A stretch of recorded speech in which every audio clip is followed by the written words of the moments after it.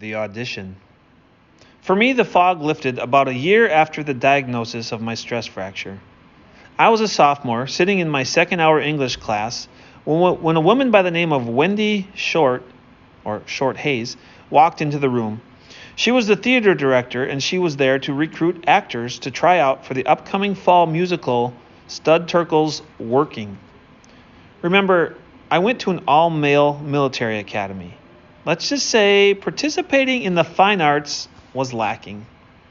I was only kind of paying attention as she talked about how there were these great roles, how everybody who's ever tried theater says, love theater, and how it was a chance to try something new. Then she said something that really got my attention. Playing to her audience, she said, you get to come down to Visitation, the all-girls school, every day for rehearsal. Oh, hey, now I'm listening.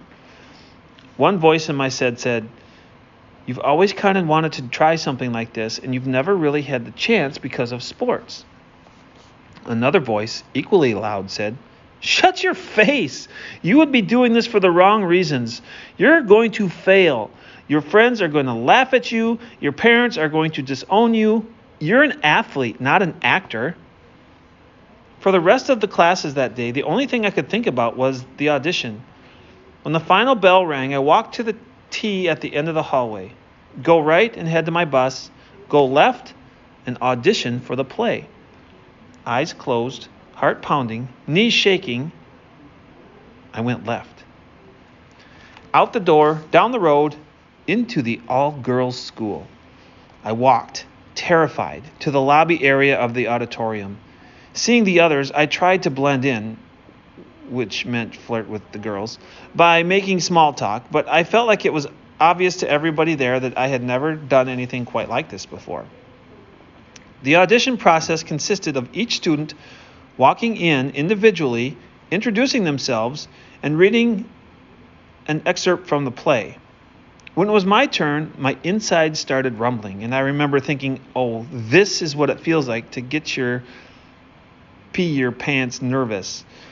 And I was awkwardly stumbled my way into the theater and onto the stage. I introduced myself and read what was given to us in the lobby. When I was finished reading, I began walking quickly toward the exit doors. I was ready for my insides to stop talking and for my nerves to be relieved. And that's when I heard Wendy say, wow, Joe, that was really great. It was? I asked in disbelief. Absolutely. It was awesome. Now, what's your song? Song? I looked at her with wide eyes, stunned. Yes, this is a musical. We need to hear everybody sing. What song did you prepare? Whoa. I never heard about a song. Song? Song? It's okay if you don't have anything prepared. Just sing the first song that comes to your mind. So I walked back on stage, planted my feet, looked directly into Wendy's eyes, and belted out the first song that came to my head. And that, my friends, is how I wound up singing the Sesame Street theme song for my very first audition. Days later, the cast list was posted, and I ran to the theater just in case my name had somehow made it onto that sheet. There it was, fourth from the top, Joe Beckman. Then I saw it again, and then again one more time. Because of how the play was written, all the cast members played several different roles, and I reviewed all the names and roles on the list. I learned that I was now the Mason, the college student, and the gas man. Seriously, how did they know? But I remember at the moment I stepped onto the stage at that very first rehearsal. Everything felt incredibly right.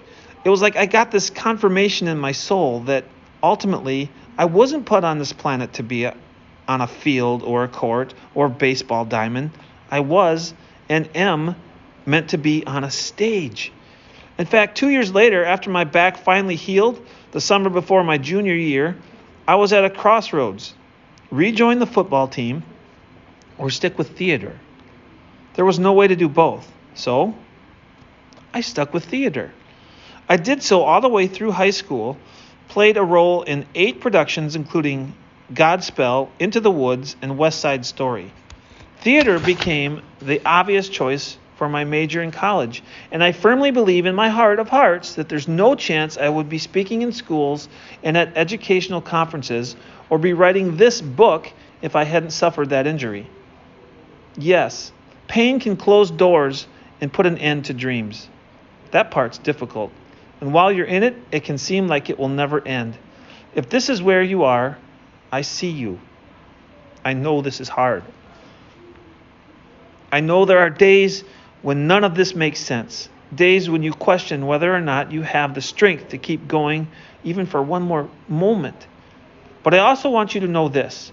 Pain can truly open doors and reveal a new set of dreams. Pain ended up being one of my greatest teachers. The same is possible for you. Pushing through. Here's the thing. Hint, you do. I think it helps to review life's most difficult experiences, the ones that make zero sense, the ones that bring us the most pain, as a test. Tests aren't necessarily easy or fun. They're just meant for you to finish, to get through. And when they're completed, they are something you can move forward from. Tests also give us the opportunity to step back and ask ourselves who we really are. Tests strip away false identities we've poured ourselves into, and they show us that we're more than the painful experience we're going through. Tests root us in our authentic selves. They help reveal to us who we really are, and they often show us a resilience that we didn't even know we had. And while a test really ranks somewhere on the scale between unpleasant and excruciating, getting to the other side is a relief, and that's when the lessons are. Making it through one test lets you know that you're capable of surviving the experience. Then when the next test comes along, and I'm sorry to be the bearer of bad news, but there will absolutely be a next time, you can tell yourself, hey, I've done hard things before, and I can do this again. That resilience that you're creating while you're in the test gives you perspective to use for the rest of your life. So, if we don't quit, if we push through, if we pass this test, the reward and the perspective that we gain are likely greater than we ever could have imagined. You just need to pass.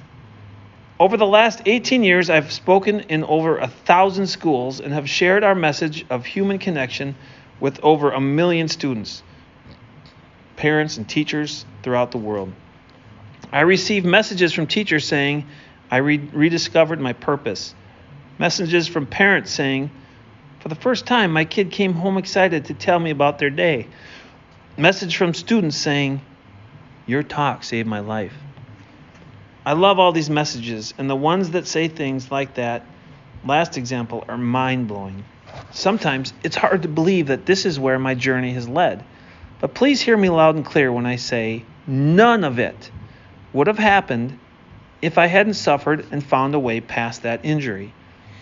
Listen, you may be going through some heavy stuff right now. Some of you may be smack dab in the middle of the biggest challenge of your life. Some of it may one day seem small, and some of it may cause pain forever. Remember, try to look at these experiences as a test you don't even have to ace. Just pass. Because if you can pass this test, if you don't quit, there's an excellent chance that on the other side of this challenge lies a better set of opportunities you would have never even seen if life hadn't punched you in the face. Believing there is life on the other side of this test and being curious about what that looks like are the essential steps that we need to take in order to recruit the courage to pursue new possibilities that are waiting for us to discover them. But you have to make up your mind right now. Understand the hand you've been dealt is not the hand you'll always be playing. Embrace the idea that now what is a much more empowering question than why me. Realize that while you may not have had to say in the first few chapters of your story. You and only you are the author of the chapters to come. Listen, your reaction to life's big challenges and the mindset that you choose to tackle them with are on you. That may not feel fair, but that's true. Which brings us to the second life-saving phrase every human needs to hear. Push through. Caveman wisdoms. Push through. I don't know your story. I don't know what has punched you in the mouth, what you're trying to move past, what tests you have before you. Regardless of how big or small it is, here are a couple of key ideas to help you push through. Number 1, perspective is the key. See your test or roadblock as it is, but not worse than it is. Don't sugarcoat it or put on a fake happy face, but don't catastrophize it either. Being able to grow and move past it depends on your being able to see it for what it really is. Try to put the test in its appropriate place. Number 2, find support. Don't keep whatever you're experiencing to yourself. We are meant to be in relationship with other people. It's how caveman survived. Research shows time and again that strong positive relationships, not necessarily romantic ones, have a real impact on our physical health and emotional well-being. There's even evidence that a strong relationship helps your body produce less cortisol, which is the hormone responsible for stress. Having even one person to talk to openly can be a real benefit to anyone. While Dr. Bad News certainly wanted what was best for me, he wasn't the one supporting me through the trial of a stress fracture. But my theater director, Wendy, she was always encouraging me, always helping me to put my experience in perspective. Number 3, think about what's next. You might be in limbo for a while, not knowing what will happen next, which may be comfortable or very uncomfortable depending on your personality. But thinking about what possibilities exist after this test can help you take the next small step in the right direction, and then the next small step after that one. Often when we focus on just doing the next right thing, we find ourselves on the other side of the test without realizing we've even made it there. The other side may not look like a parade or fireworks. It may be a quiet realization that the small steps, one after the other, got us through. And when you're on the other side, first, be intentional about reflecting on the test you've made it through. What steps did you take? How did your life change because of all of this? Second, intentionally be on the lookout for the opportunities that reveal themselves when life didn't go how you planned. Listen, observe, ask questions. What opportunities showed up now that things are different than you thought they'd be? There is life on the other side of this test. Push through. An important note. If you or someone you know is suffering from something bigger than you can handle on your own, please turn to the professionals to guide you through it.